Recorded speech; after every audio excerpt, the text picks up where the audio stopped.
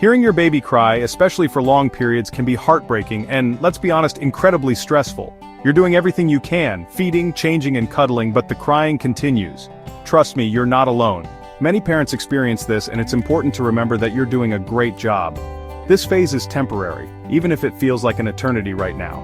It often feels like you're the only one going through this, but colic is surprisingly common.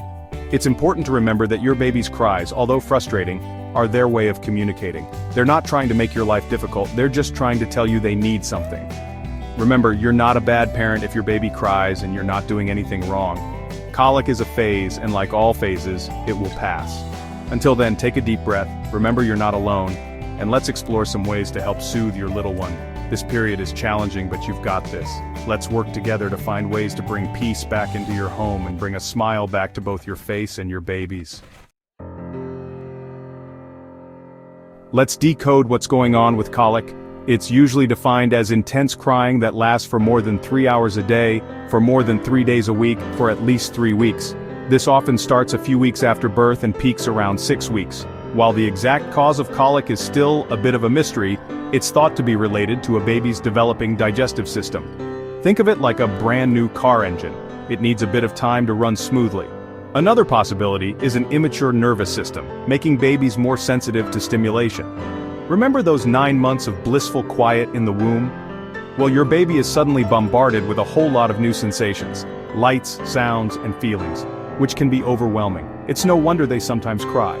Colic is not a disease, and it's definitely not your fault. It's a temporary phase that many babies go through. Understanding what colic is can help you approach the situation with more patience and less self-blame. When your baby is in the throes of colic, you need solutions, and you need them fast.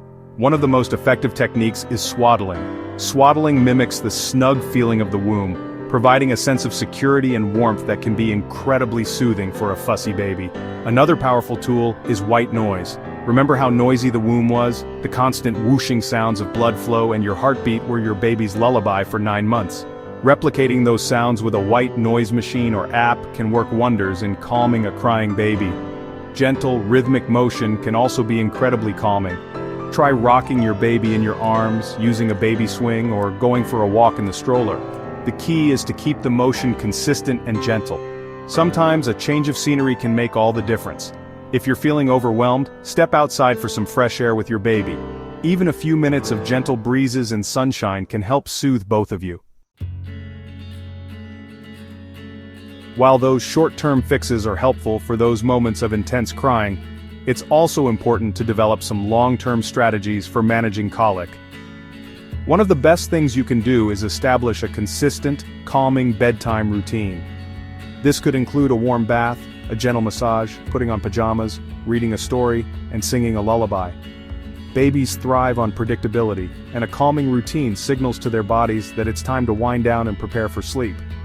Another helpful strategy is to pay close attention to your baby's feeding cues.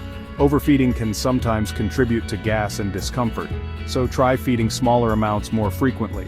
If you're breastfeeding, you might want to consider eliminating certain foods from your diet that could be upsetting your baby's tummy. Remember, your baby's digestive system is still developing, so be patient and experiment to find what works best for them. If you're concerned about your baby's feeding or digestion, don't hesitate to reach out to your pediatrician for guidance. Finally, and most importantly, take care of yourself.